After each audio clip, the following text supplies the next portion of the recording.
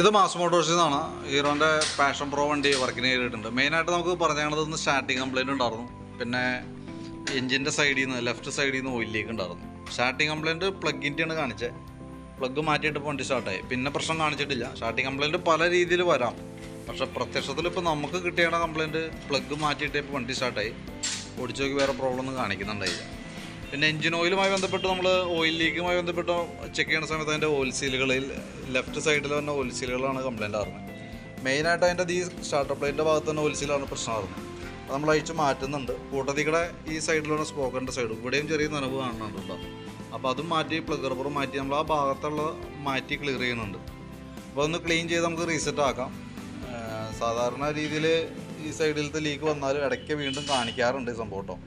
Maximum നമുക്കിപ്പോൾ അങ്ങനെ complaint കാണിച്ച സ്ഥിതി സ്വാഭാവികമായിട്ട് അതിൻ്റെ ഓറിങ് ഓയിൽസിലൊക്കെ മാറ്റി റീസെറ്റ് ചെയ്യാന്നുള്ളതാണ്. അത് നമ്മൾ ആ രീതിയിൽ ചെയ്യുന്നുണ്ട്.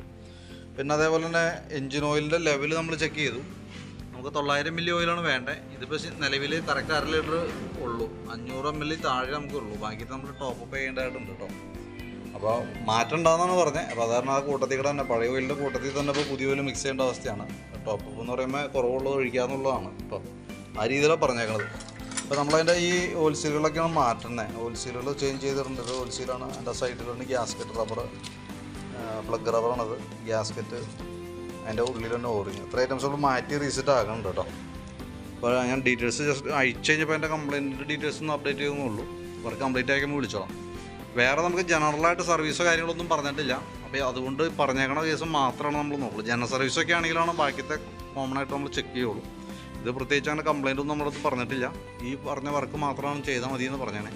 അപ്പോൾ അതും പ്രകാരം നമ്മൾ അത് മാത്രമാണ് നോക്കണം കേട്ടോ. സ്റ്റാർട്ടിങ് കംപ്ലയിൻറ്റ് കേസ് നമ്മൾ ഈ പറഞ്ഞ പോലെ പ്ലഗ് മാറ്റിയിട്ട് വണ്ടി സ്റ്റാർട്ടായി. സ്റ്റാർട്ടിങ് കംപ്ലയിൻറ്റ് പല രീതിയിൽ കാണിക്കാം. പക്ഷേ ഇപ്പോഴത്തെ കംപ്ലയിൻറ്റ് പ്ലഗിൻ്റെ ആണ്. നമ്മൾ മാറ്റിയിട്ട് റെഡി ആക്കിയിട്ടുണ്ട്. ഓക്കെ.